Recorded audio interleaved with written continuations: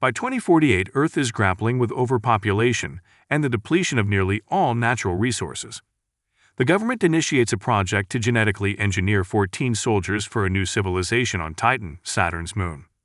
The volunteers and their families are relocated to a dedicated neighborhood with state-of-the-art, luxurious homes. Among the volunteers is ex-pilot Rick, accompanied by his doctor wife Abigail and their son Lucas.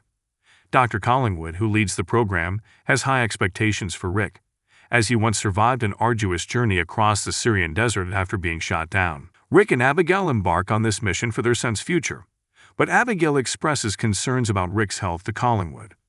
While acknowledging the risks, Collingwood reassures her that proper aftercare will suffice. Once all volunteers have settled, they attend their first meeting with Collingwood to begin treatment. Collingwood presents an overview of the program, detailing Earth's destruction and why Titan, with its atmosphere and primordial ecosystem, is the next viable destination. However, Titan's harsh conditions, such as liquid methane rain and an unbreathable nitrogen-rich atmosphere, necessitate the genetic modification of humans rather than terraforming the moon. A volunteer questions the body's potential rejection of the treatment. Collingwood cites successful clinical trials, but admits survival is not guaranteed for everyone. The volunteer's persistent questioning is silenced by Rick, who tells him to leave if he disagrees. The diverse group of volunteers was chosen due to their history of enduring extreme circumstances. Following the meeting, the volunteers receive card keys for unrestricted-based access and proceed to the lab for the first of 300 injections over the coming weeks. Dr. Freya explains each shot's purpose, but Rick only grasps half of the information. From then on, Rick's family adapts to a new, albeit ordinary, routine. Lucas attends school, Abigail manages the household, and she accompanies Rick during treatments when permitted. The volunteers quickly bond and frequently socialize outside the base, hosting dinner parties and barbecues as neighbors. Occasionally, conversations at these gatherings turn somber, such as when a volunteer expresses fear of not being allowed to return after their agreed 2-year stay on Titan. At one particular barbecue, excessive drinking ensues, as it's the last time alcohol consumption is permitted for the volunteers. Abigail becomes dizzy from overindulging, so Rick assists her upstairs. However, Rick unexpectedly collapses, coughing and struggling to breathe. Abigail, noticing his fever, administers medicine and stays by his side throughout the night. Later on, Collingwood expresses satisfaction with the progress of the volunteers' DNA samples, indicating it's time for a significant test. The group is challenged to spend an extended period underwater without oxygen tanks. After 30 minutes, only Rick and Tally remain, sparking a friendly competition. Tally endures for 39 minutes, while Rick not only surpasses her time but also becomes comfortable enough to swim around the pool. Everyone is astonished when Rick swims at high speeds, moving like a dolphin rather than a human. That evening, he demonstrates this new skill to Lucas in their garden pool. Later, as he tucks Lucas in, the child mentions his late grandfather, who he believes would have enjoyed the experience. Rick then joins Abigail at the pool for a romantic moment, but it's interrupted when she notices black veins on his body. The veins vanished as suddenly as they appeared, and Abigail decides to disregard them for the time being. Days later, the volunteers undergo their first surgery.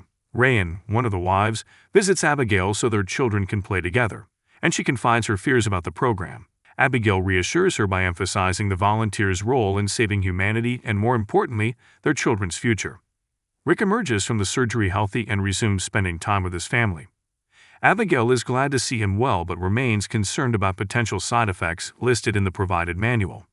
One night, Abigail awakens to an empty bed and finds Rick in the kitchen, applying ice to his skin as he feels overheated. She prepares a larger bucket of cold water, and they play a game to see who can keep their hands submerged the longest. Abigail withdraws after a few minutes, while Rick remains unfazed by the cold. The following morning, they go for a run and pause at a scenic spot to appreciate the area's beauty. Reflecting on the situation, Rick regrets not being able to save Earth. The experiments persist, involving running with masks that mimic Titan's atmosphere and enduring extended swims in icy water. Occasionally, a volunteer reaches their limit and takes a break, but Tally stubbornly remains in the water despite her struggle with the cold.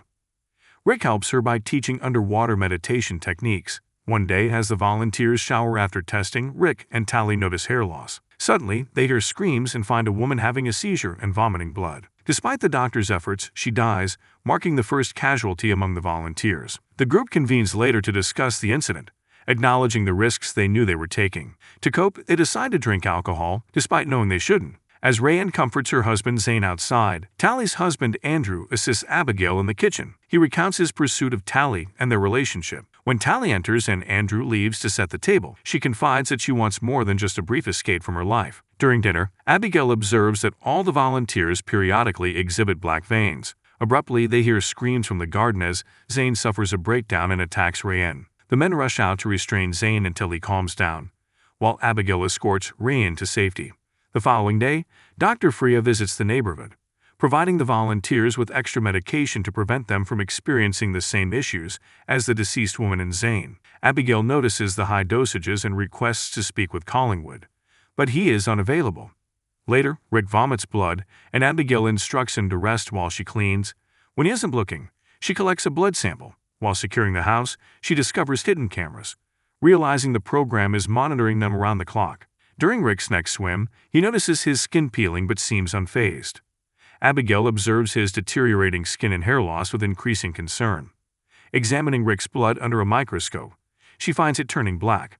The volunteers then undergo a major procedure to alter their eyes for enhanced night vision, similar to a cat's. Although successful, Rick must keep his eyes bandaged, relying on his family's assistance. One night, Abigail hears Rick moaning in pain as his eyes bleed.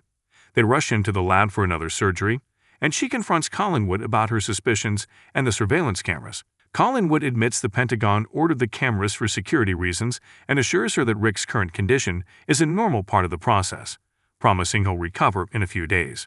Unconvinced, Abigail returns home to pack clothes for Rick when sirens suddenly blare. As she steps outside, she sees the military surrounding Zane's house. Though she's kept at a distance, she witnesses a horrifying scene.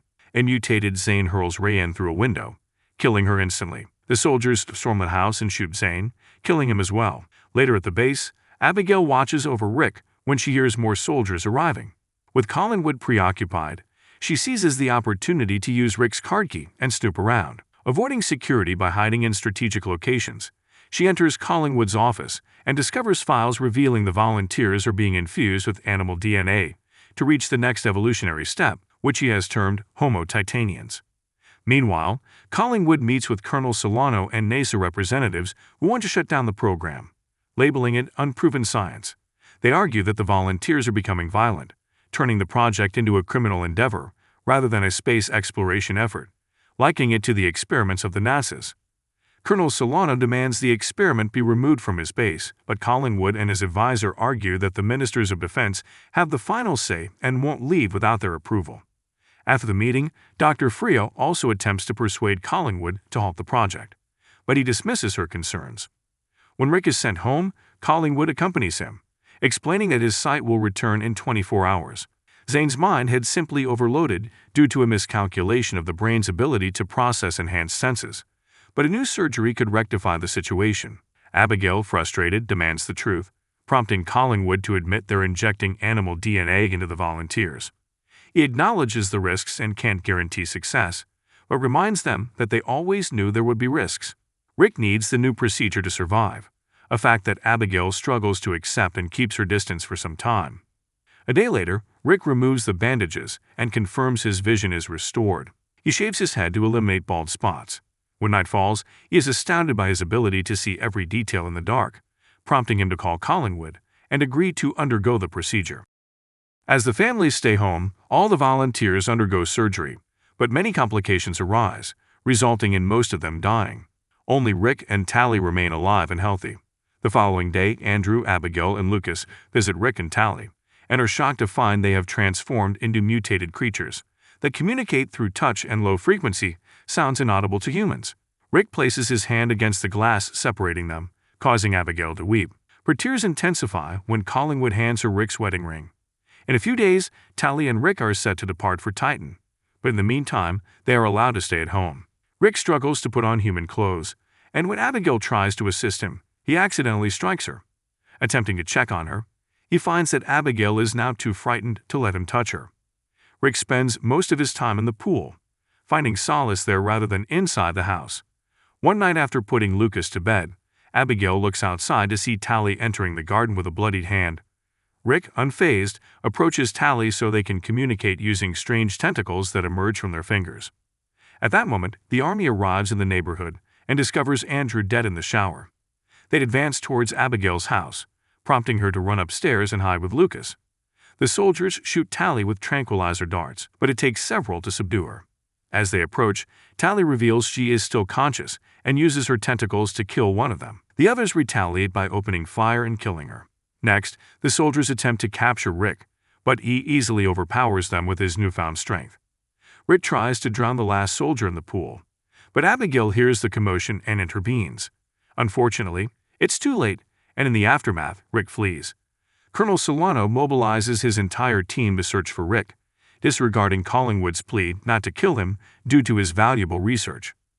Abigail and Lucas are taken to the base for safety reasons, but Abigail departs when she deduces Rick's whereabouts.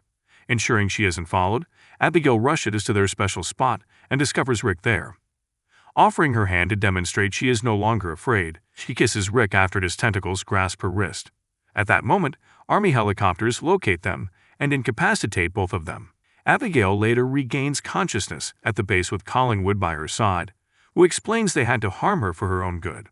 The Pentagon will soon shut down the program, necessitating Rick's immediate departure to Titan, as Tally demonstrated that Earth's atmosphere would either drive their new bodies insane or kill them.